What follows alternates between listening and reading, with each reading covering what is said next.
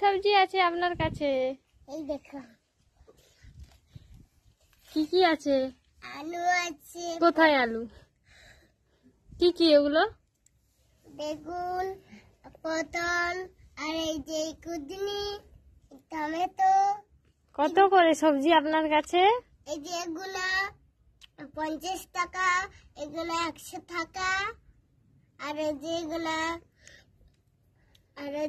20 টাকা, আর এই যে এগুলা 500 টাকা।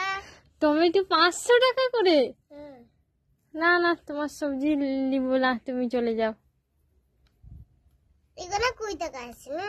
না না, নেব না, তুমি চলে যাও। এই সবজি না কি করে সবজি